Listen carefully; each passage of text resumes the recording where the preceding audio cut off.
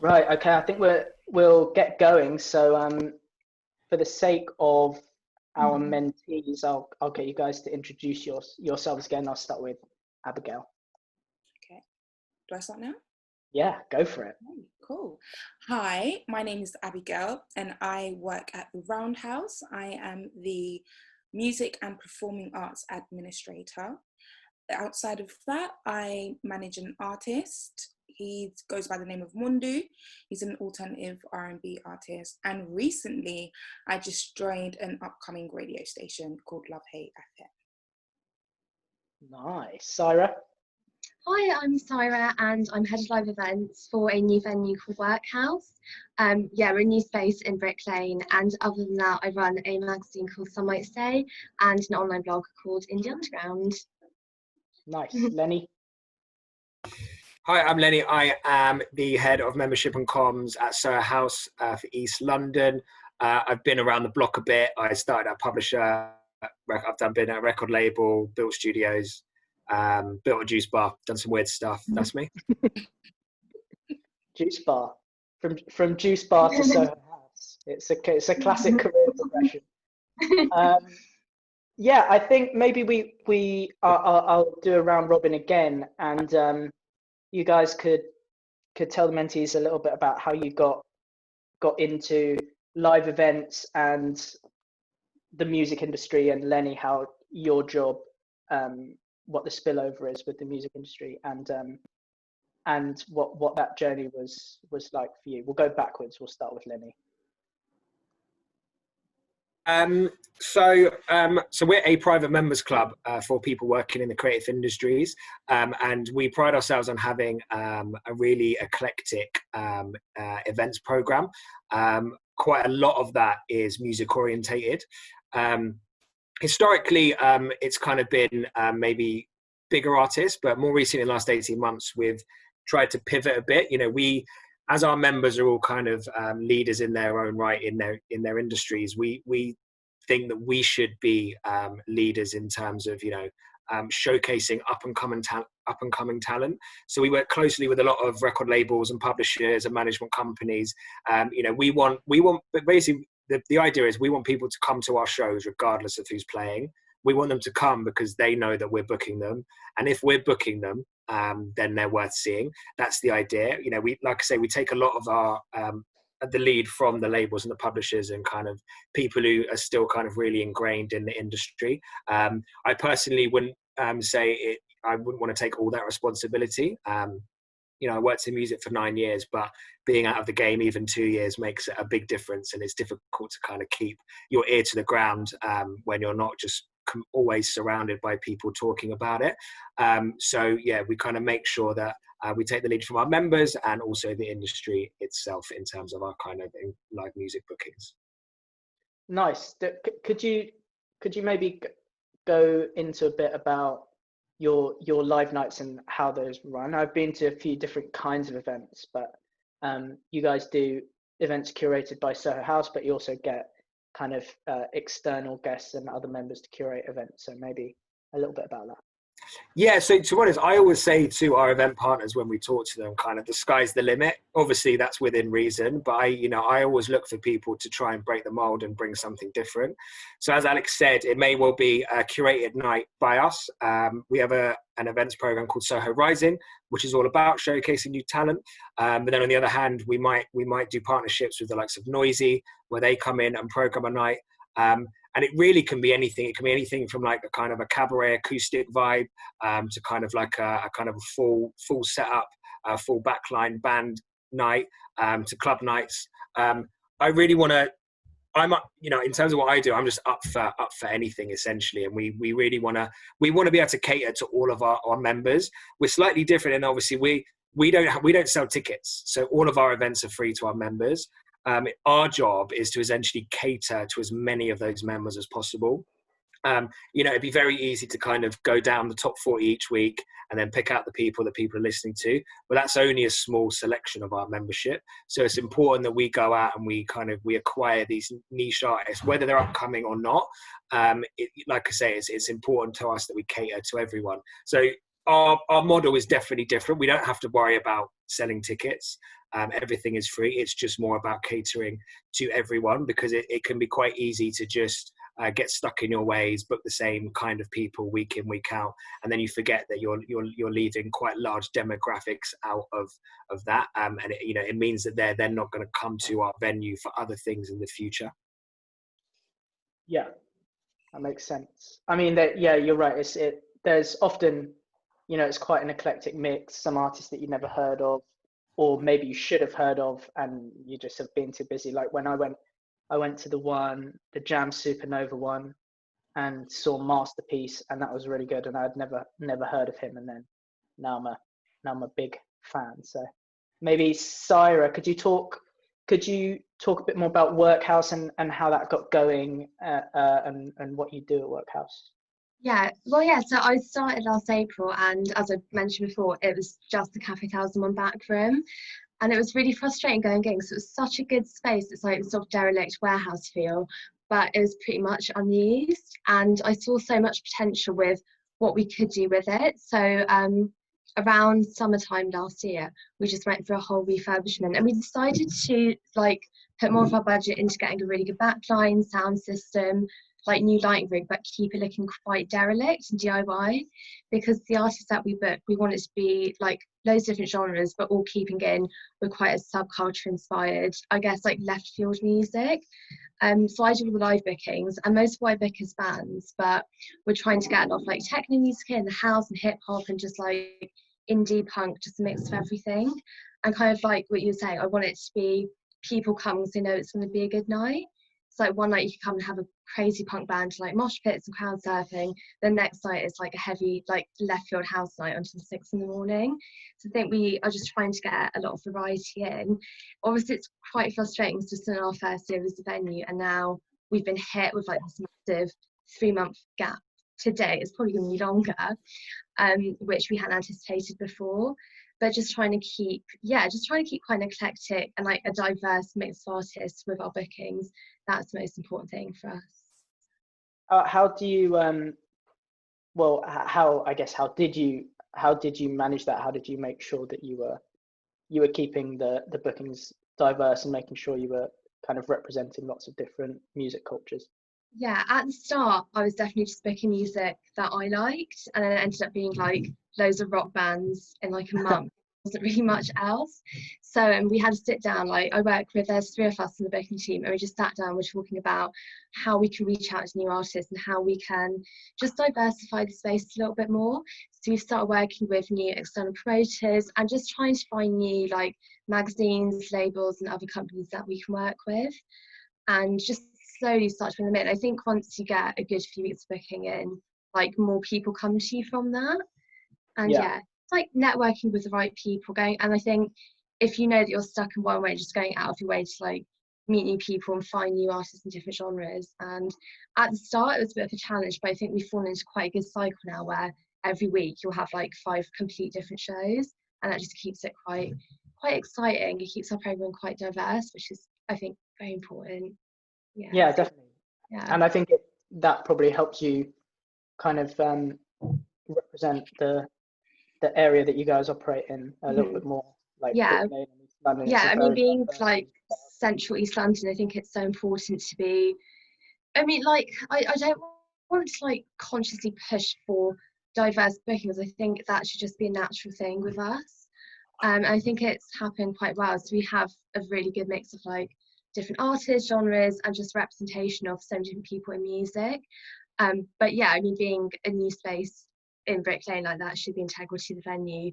So when we look for new people to book with, we always have that sort of ethos at the heart of it. Nice. Abigail, do you want to explain your role a bit at the Roundhouse, and kind of how you got into that, and how you entered the music industry? So at the Roundhouse, what I mainly do, maybe I should start from the start at the beginning. So funny enough, I have quite a few friends that are music artists, so I've always been around live music. I've always kind of been in the background, helping on events, whether it be stage managing or, you know, being the floor manager or being the artist liaison. Somehow I've just always been involved. So initially, it wasn't quite clear to me how I could get into live music, but just through all the different roles that I've done, somehow I've always landed up with running the events that incorporate music. So before I was at the Roundhouse, I was with an organisation called Dream Nation, and their mission statement is to basically help people become practical about their dreams, and they have an events team. So with that, what I was then doing, I was the music manager there, and when it came to the events that they would do, I would source out the talent, whether it be a poet or an acoustic artist, or, you know, just someone that we would need to be a massive headliner for the gala. That's what I did. And from then on, that led me, the experience that I gained there professionally then led me to get my role at the Roundhouse. I'm the administrator because most of my experience is administrative professionally. But the good thing about working there is that I've also been able to kind of have a hand in running the events as well, setting up the events and kind of being on the background on a lot of the smaller scale events. So at the Roundhouse, it's actually known for being this huge 3,000 capacity venue. But we also have a really nice, intimate, smaller room called the Sackler Space. And in that room is where we have a lot of the events that are, and gig nights that are for upcoming artists, or just artists that may have an agent or may have a promoter, but they still are building up their following and their fan base. So that's the room that they would use. So I've kind of had a part in building shows. So at the Roundhouse, what I do on the music team is I build the shows, the contract comes in, an ask comes in, you know, booking basically in our booking diary with our music manager. And when it's then confirmed that the date is theirs, I then proceed to draw up the contract, send it over to the promoter, and get the ball rolling in terms of building the event and making sure all the other teams that need to know that this event is going to be happening and connecting them to the right people. And from then on, then what happens is we just put it on sale, really. So we just get all the information. We wait for the information in regards to sale date, when the promoters are happy with that, for it to go on sale. And when it goes on sale, it depends. So with the main gigs that are sent into us from the promoters, after the contracting, that's that for me, and the build, that's that from me. But we actually promote our own gigs as well. So we have In the Round that takes place in January, February times, and that is a seated gig in the main space. So it's seated, I think, to about 1,500 maybe, roughly, and it's seated all in the round. So it's really nice, it's intimate, the stage is in the center, it's really, really good. And a lot of the artists there kind of vary. So we've had Patti Smith, who sold out 2 dates. We've had Anna Mora, who was amazing. And then we've had people like Fatima, who may not be widely known, but she has a really good fan base. So we just vary within the round, where everyone has a different sound, but it's really nice, it's really intimate. And then we have Roundhouse Rising, which is a lot more, I would say, don't know if I'd say urban, but yeah, like we have a lot of the artists that are kind of still on the cusp, but are really prominent within the UK that come and perform. In 2017, 2018, Little Sims, for example, had the opportunity to use one of those days to actually have her own festival at the Roundhouse, using Roundhouse Rising, which was amazing. Tom Mish has been on there as well, which was really great. And then we have Rising Presents, which is for really underground artists that are still up and coming, you know, still doing their own thing, unsigned. And that's with Rising Presents, where they use the smaller capacity room. And some with Roundhouse Rising as well, that takes place, initially it was taking place in February, March, but we then moved it to October because we just found that, you know, it's so packed out during the summer, and so it would be something nice to end towards the end of the year before it just goes on full on concert mode. So we thought that would be a good move to kind of take it to October. And we have, with Roundhouse Rising, we have one main space event, And then majority of the events, this for the last 2 years, what we've done is we've partnered up with agencies, and we've also partnered up with promoters as well. So last year, Great Escape got their own night, BBC Introducing got their own night. So with that, I do most of the contracts. I liaise with the promoters or the agents to kind of know, okay, who's going to be the first act, who's on, who's the manager, because everyone needs to be given a different contract. And then from then on, I go on to build, put the shows on sale, and just also assist with artist liaison on the night, sorting out rider. Yeah, it's a lot of work. Wow. But yeah, like, it's really nice because, although I just don't really have the typical desk job, because when people hear administrator, it's like, okay, you work on it, you just do the calls and do the paperwork. But I really love the fact that it allows me to be around the building, to really get my hands dirty and get involved, and also network as well, and meet other artists, meet other managers, agents, and you are able to learn so much more too. And I've also been able to put on a really, really good industry day there as well, where I was able to get Trevor Williams, who is Stormzy's tour manager, to come and speak. I've gotten some live promoters as well to come and speak as well. I got Nikkei, who is Shaka's manager, to come and speak on one of the panels.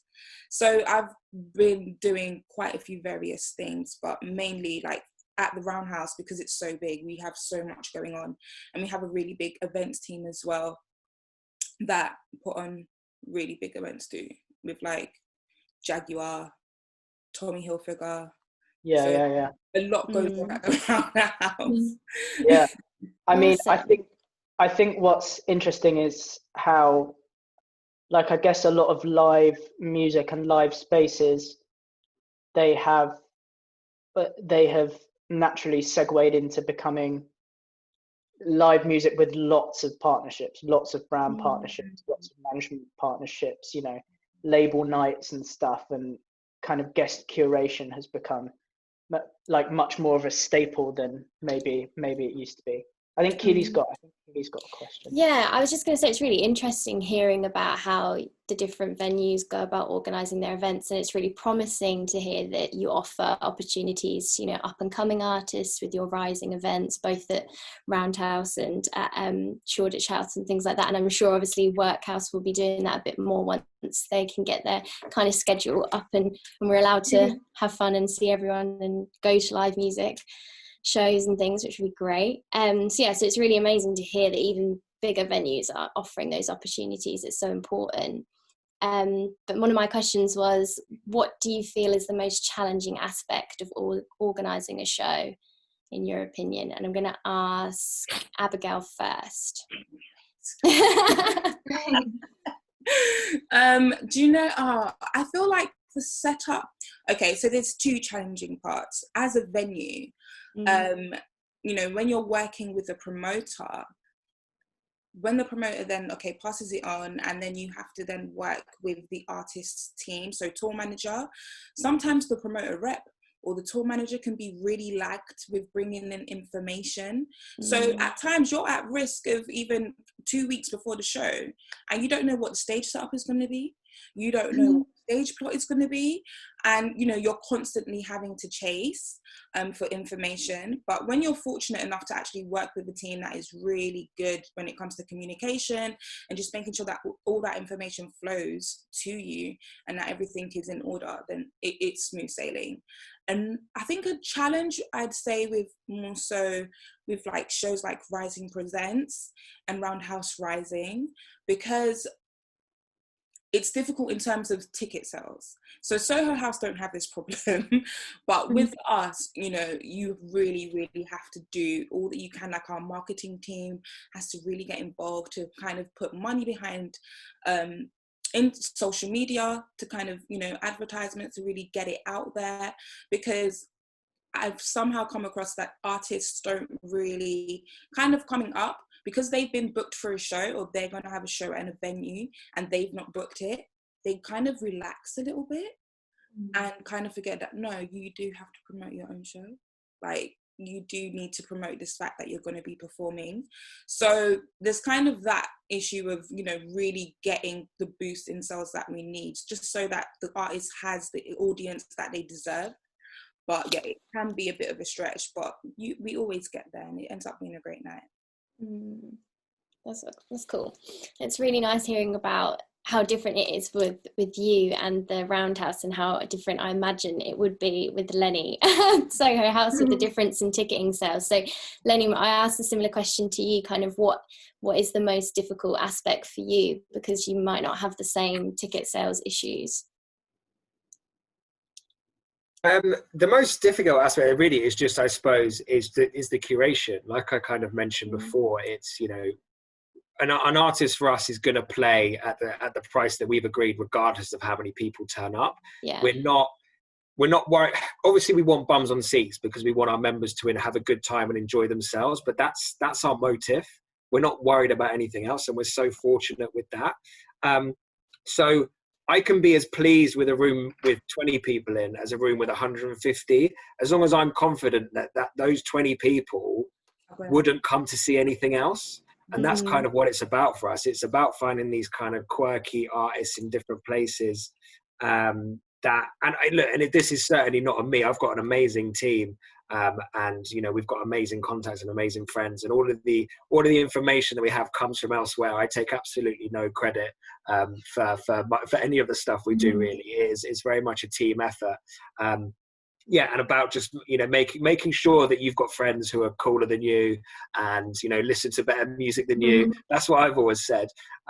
Historically with events, the hardest thing for me has always been the thing that you don't expect, the unknown, that one thing that you haven't thought about, you haven't planned. And I personally wouldn't class myself as an exceptional events manager by any means. I've been lucky enough to work with great teams and amazing people. And the people that I know are the best at managing events are the ones that just do not crack under any weight of pressure.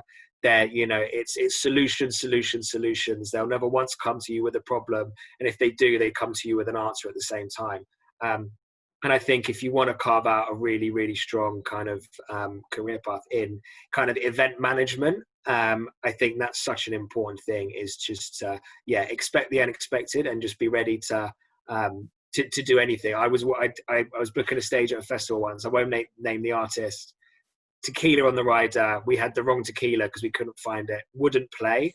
I had to call every pub in the local area, drive to the one pub that had a fresh bottle of this tequila, pick it up, bring it back, and then they played.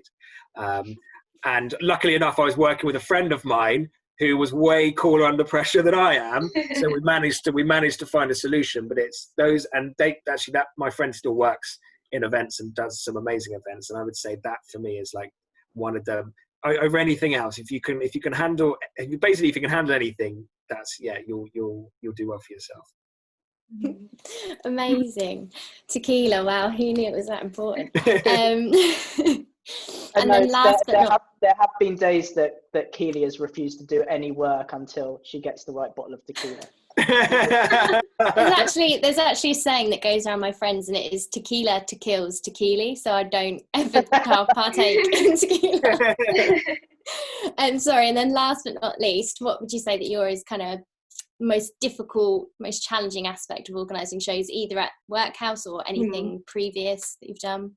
Yeah, I think so before I was at Workhouse, I was putting gigs on, but maybe like once every 2 months. So it was quite easy. I just had like that show to focus on, show happens, and then you just focus on the next one. But obviously now, because with such a small venue, there's only 3 of us in the team, and we have so many events to manage. So trying to coordinate everything, it is a bit of a challenge. But I think once you get the right mindset and you know how to sort of separate each event and just run each individual campaign, it kind of works okay. But the biggest problem that I have is normally on the night, because sometimes you can do everything to make sure that the event runs perfectly, but like we've had artists cancel on the day, or like the power cuts out, things like that. So it can be quite temperamental. And I think, like Lenny was saying, about just having like a sort of solutions oriented mindset, just going in and be like, not going to crack under pressure, it's going to be fine. Like we had a band play around September last year, and they were like playing the drums, and he just hit it too hard and the drum skin broke. and that was in the middle of the gig, and we had to run to another venue and grab their drum kit, come back, change it over in like 10 minutes. So there's like stressful things that will happen on the day. You just have to keep going with it.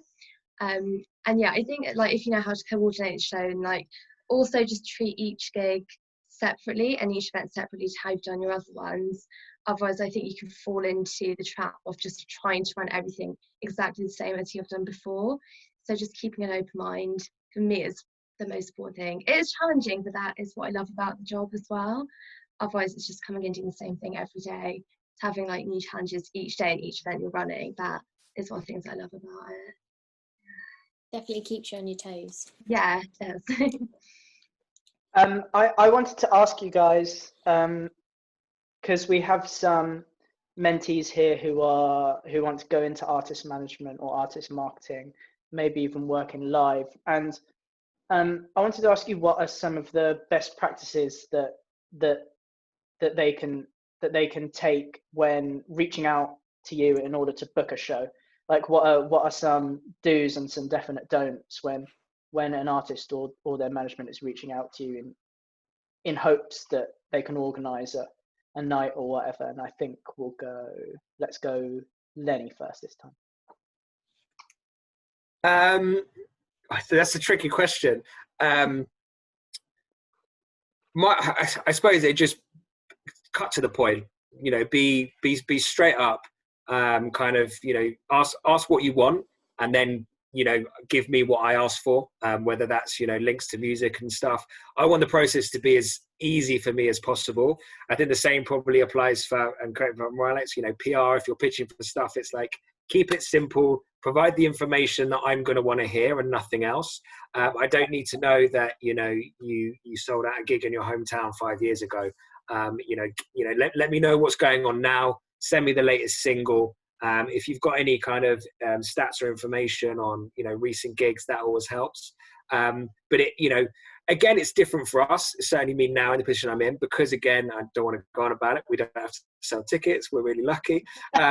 It's more for us, like, it's more, is the music good, and as I say, if we, we're not at the stage yet, but if we can build some of our own in-house showcases to a point where people come because they're great, then I will be able to make decisions based purely on the music.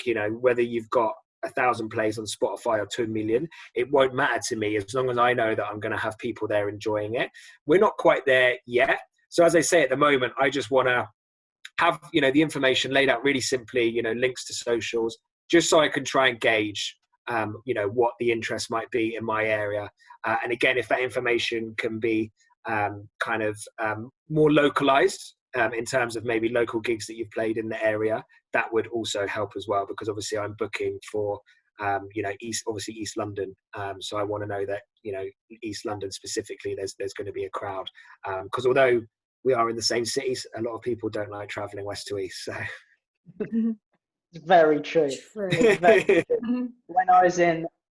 I lived in Fulham, and I would never dream of going to Shoreditch, and I lived in Shoreditch. Dream of going to White City. So yeah. How about you, Sarah? I think the most important thing for me is just having really good communication, because you want the time between booking a gig in, announcing it, and the gig itself to be as long as possible, so you have more time to promote it, sell tickets. And sometimes, like, the email back and forth process, it just takes so long, which can be really frustrating. So I think, yeah, having good communication is key.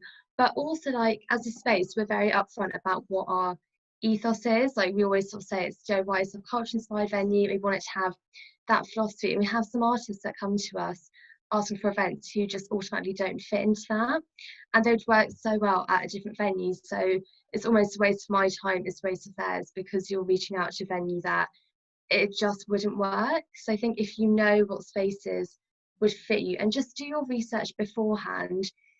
Sometimes bands make the mistake of emailing like 20 venues at once, but they put it on like a copy, so you can just see they've sent the same email to loads of people. Which, yeah, I think just do your research and make sure that you're just being direct and clear and good at communication with the venue, and then it should run really smoothly. Yeah, nice. I think there's, obviously when you're reaching out, communication is important. But I think people underestimate how important it is to be clear and concise and make sure you're getting all the right, but not just all the information you have, but all the right information, all the good information. Yeah, because you don't want to get to the point where, you've only got a few days before the gig and then something really big comes up and they say, oh, we need this certain amp, we need this projector or this mixing board, and that's something that you could have cleared up at the very start. So it just makes running the show so much easier, and especially with an external promoter as well. I think if you work with a really good promoter or an agent or a manager and the show runs really well, then you're more likely to want to work with them in the future. And that's the same from the venue side. Like, you want to provide the best communication and the best event possible for them so that you can continue working with them. So yeah, I think it's really important just to get everything out of the way at the start, because there's nothing worse than having that really stressful couple of days before the gig and then something goes wrong or something comes up and you're like, oh no, how do I deal with this? Yeah. I'd like to meet the artist or the booker who has not had that experience, because I can't remember a single gig where I wasn't just stressed out for 48 hours. Yeah. What about you, Abigail? Well, this is interesting because I'm also an artist manager, so I'm like, which standpoint do I talk from? But I guess it's just about preparation, communication, and always being clear and concise, reaching out way in advance, and also knowing that not every date, it's not wise to just have one date in mind. So it's good if you have a few dates that you could probably go for that may be available at that venue. So that if one doesn't work out, then you've got another alternative. And I'd also say having a press pack for an artist is really, really important, like so important. And if they do then confirm with that date, then that's where you can then proceed with that communication and also send forward a tech pack. So just a pack to be like, this is what I'm going to need, this is our tech specs. And also if you're going to have an opening act as well, so any additional support to also provide their details too, or whether it be even just connecting them with the team at the venue too. I think that's really important because it just streamlines everything. Everyone's at ease, not just yourself, but also the venue, most importantly, the venue. So I think that's what I would say. As an artist manager, have you ever learnt the hard way from not being fully prepped? I don't think so. Really? No, I'm looking at Lenny as well, because I know Lenny nodded his head, and Lenny didn't say, but he used to be in artist management, and I have a feeling that Lenny might have a story about not being fully prepped. I think because I've always worked within a team before I became an artist manager, it kind of gave me that heads up and head start in terms of organization as well. And also my artist is pretty on the ball. Like, it really, really helps when you have an artist that is just on the ball as you are. So that's really helpful. But things always happen. Like, you can be as prepared as you want. I had a headline show in February and then the mic stopped working.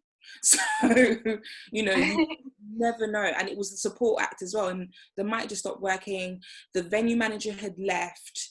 The staff that were available were like, we're not quite sure where stuff is. We then had to do our own digging behind the desks to kind of find out what was what. So anything. Yeah, it happens. No matter how prepared you are, it may not be on your end. It just might be the venue. So anything can happen. But I guess it's just about having, as everyone has said before, just having that solutions mindset. Okay, cool. What's next? What do we do? How do we resolve it?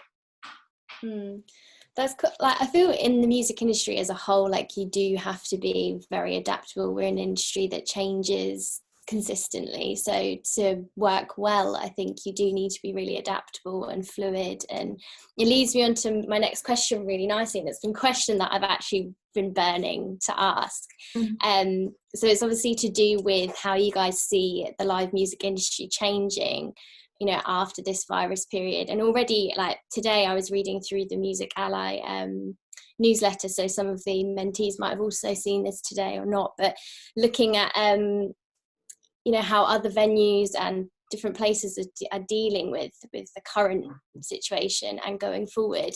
And I saw that they've got a VR deal going on. Melody VR are doing a deal with their Live Nation for shows at the O2 Academy Brixton. You've got Wireless Festival is doing a virtual replacement this week.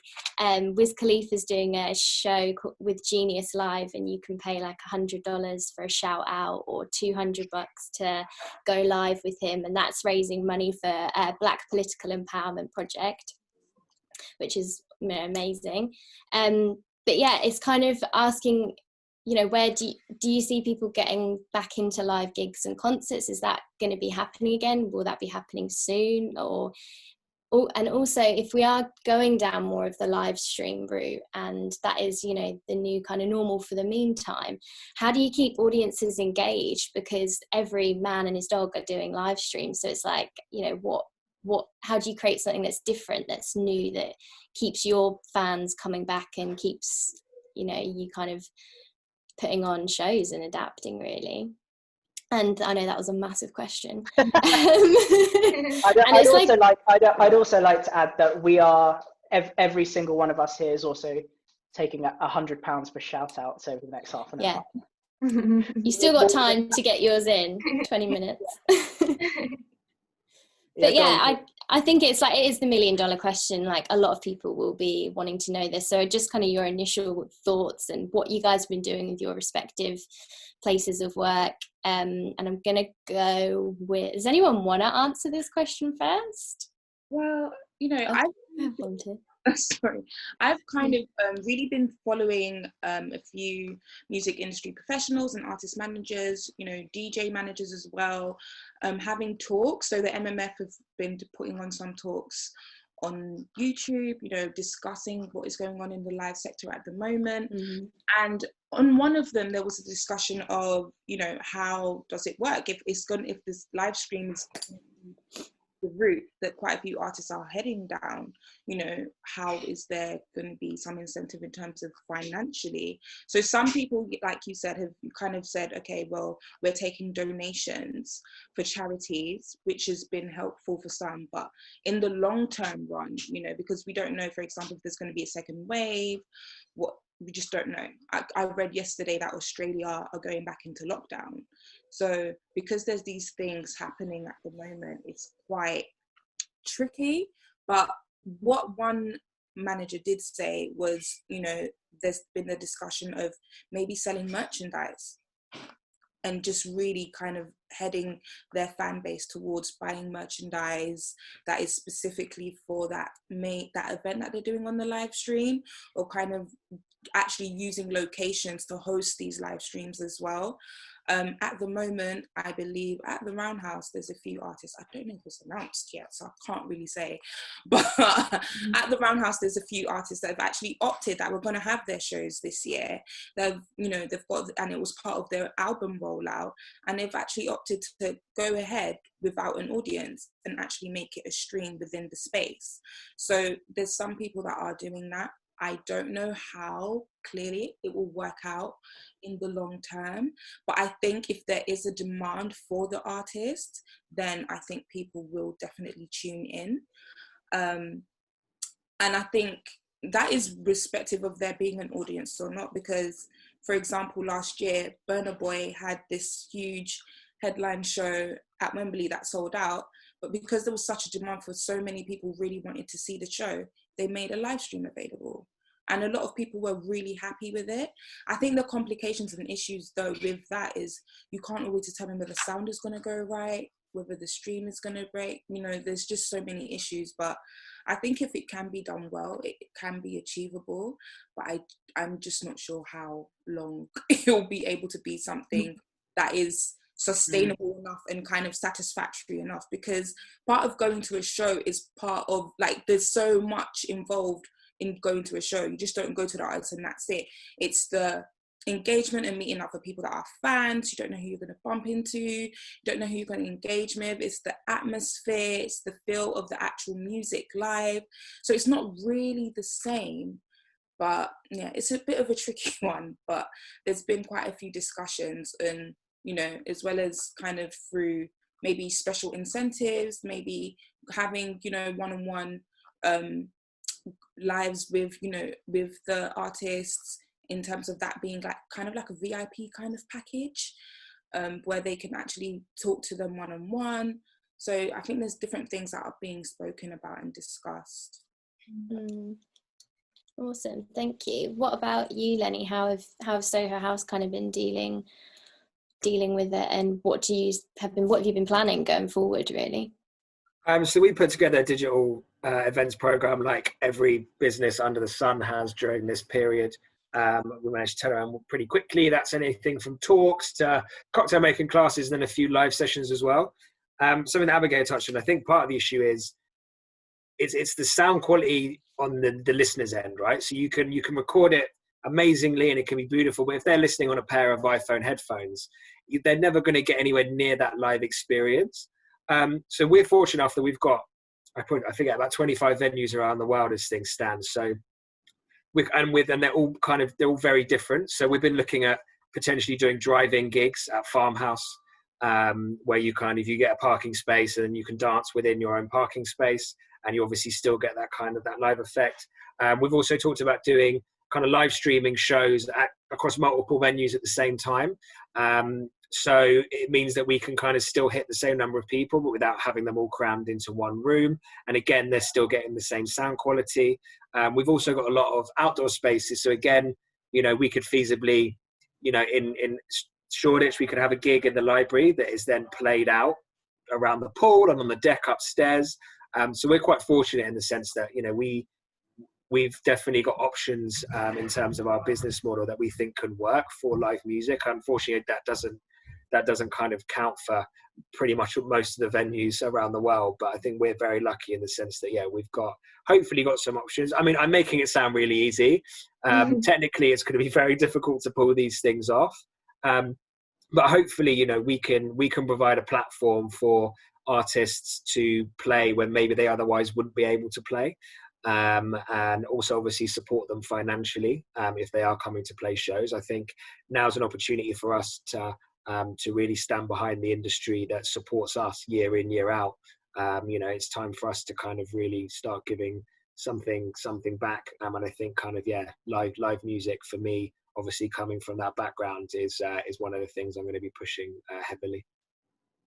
Just to quickly touch on something, with the Roundhouse, because we also do performing arts as well, a lot of our digital work has been towards the young people that we engage with through our programs. So they've been having kind of like sessions on Instagram Live, on Zoom, in terms of like poetry workshops, because we have a poetry collective. So the main focus has just been really connecting and engaging with those young people and making them feel like they've not been left out during this period, because, it's quite, when you're accessing our studios so regularly, to then no longer being able to access those workshops, we just wanted to make sure that we focused on that. So majority of our shows have been changed dates towards the end of the year and next year, and our digital work has been more so with the young people. Love that. What about you, Syra? What's been going on at Workhouse? I've just realised that we've booked 3 guests and you all work in various house-shaped businesses. So House, Roundhouse, and Workhouse. Right. There you go. What about Workhouse? What have you been doing since, and what are your plans if this kind of goes on a little bit longer? It's been hard. Basically, just what Abigail was saying earlier about how when you go to an event, it's an experience. Like, we're such a small space, we're only 300 cap, and when people come, it is obviously like to see the artist DJ that's playing, but it's to have a fun night, like have a drink with their mates and just like enjoy themselves, and you can't replicate that over live stream. And I know we've done a couple live streams with DJs who have brought like hundreds of people to the space and then only a handful of people tuned in. So I think trying to navigate that, it's been quite difficult. So what we've done instead is we've set a blog up for the website, and we've been posting interviews and like industry spotlight features with people who've worked with us in the past, like promoters that we like, magazines that we vibe with, DJs, people like that, and then doing curated playlists on a Spotify page that we set up. So it's still a way of bringing, I guess, like our creative vision to people in a way. But I think when it comes to live events, I don't know, I think it's waiting until we can fully open again as a space. And even if we were going to go down the route of doing like social distancing within the venue, we wouldn't have enough people in there to be able to like sustain being open on the night. So financially that wouldn't be viable. And at the same time, we always like want to support artists through paying them. And I'm trying to work out how that could work through live streams. So it's definitely a possibility, but I think at the minute there's other routes that we're going down to sort of bring new music to people that would normally come to our space. Yeah, I know, it's just seeing words, but it's quite a tricky one. It is a tricky one. I know, I'm sure everyone's heard about it now, but when Laura Marling did her Union Chapel live stream and she made whatever, it's $81,000 in one night or something ridiculous. Wow. You know, from what is a 600 cap venue at the best of times, if it's completely full and all the space is available, to then sell, I think 6,500 tickets at 12 quid or something like that. You know, it's kind of crazy, but obviously that's not every artist can do that, and you can't do that every week. You know, it stops becoming manageable at a point and stops being exciting. And then I guess when people go back to real life gigs, how do you manage that value gap between the experience that is happening there in the room and the secondary experience that is happening for people on their phones or on their laptops, whatever? So yeah, it's all a bit complex. I think what I'd like to ask all of you is, if you could change one thing about the live music industry, what would it be? How would you what change would you make to make events better or more accessible? And let's go with Abigail. I might need a bit of time on that. I might need a bit of time. Syra? Yeah, I think there's a lot of changes that definitely need to be made. I think when it comes to like representation on stage, you can only really get that if your management team and your venue have that representation at the top as well.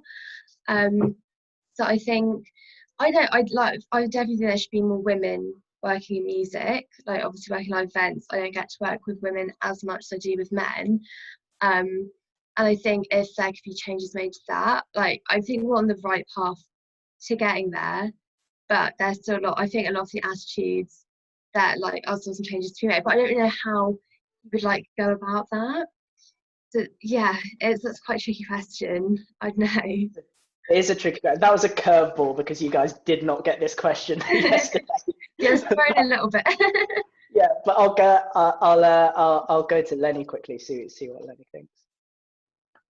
It is a hard question. Sorry, I've got people here.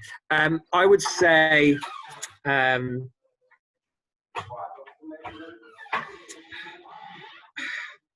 don't know. I don't know how to put it. It's difficult, but basically, I want more people to discover more music. That's kind of what I would like to see change. I mean, there's probably 100 different things you could do. I think there's too many people that are too happy just listening to the top 40 and going to the festival.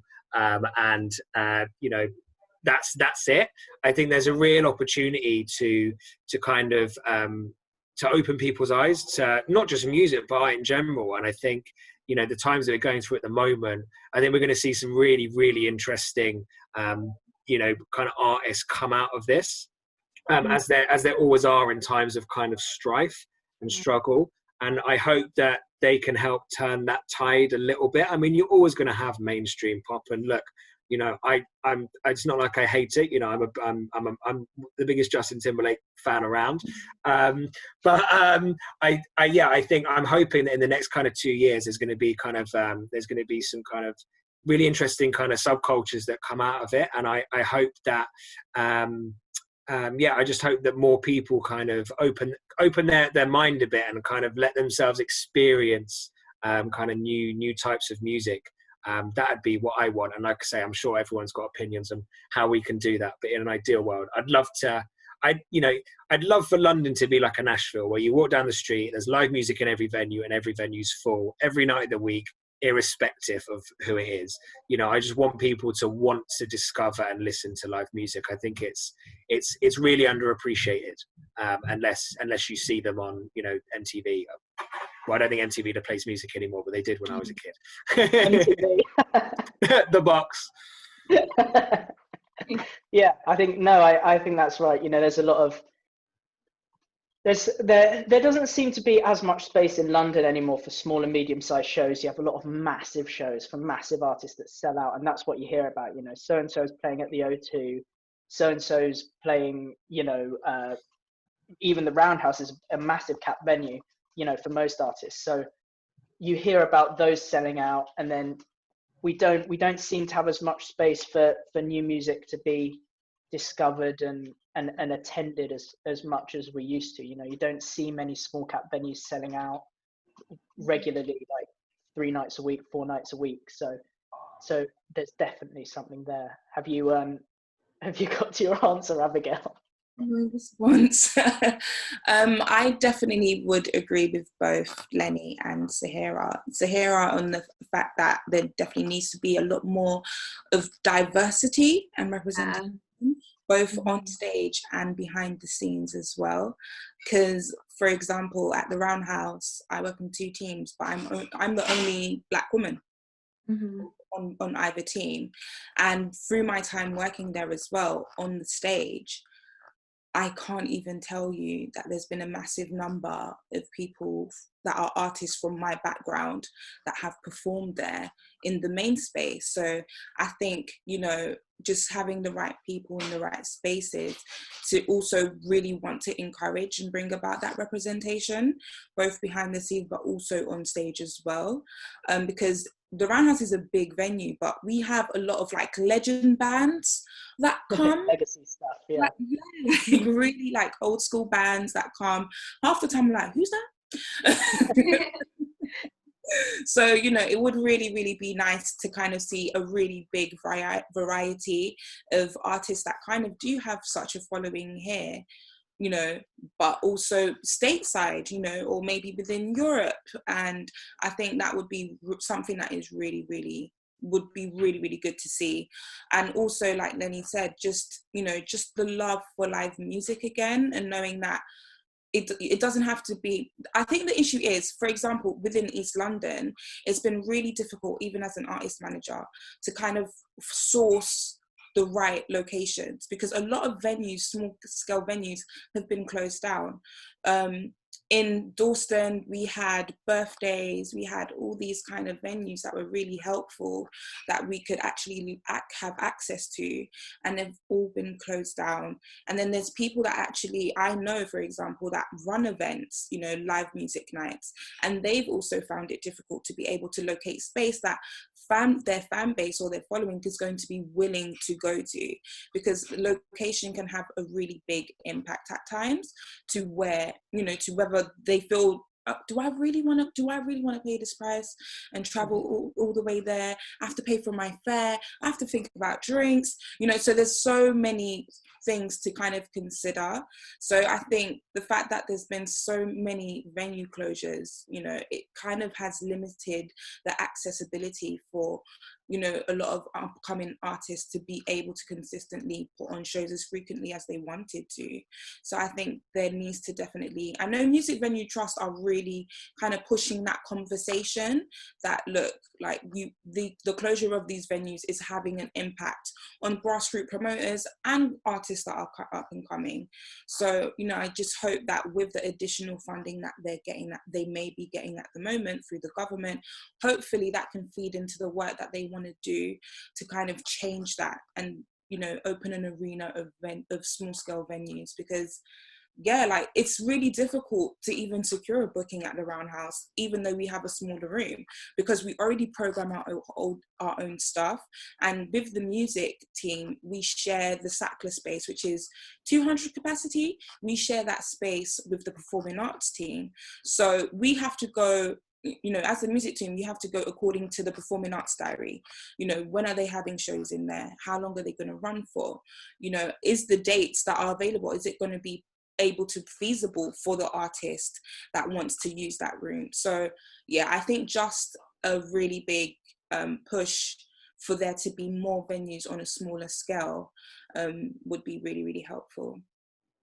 Yeah, I think that's right. That's all very good talking points there from an emergency question. So that's good.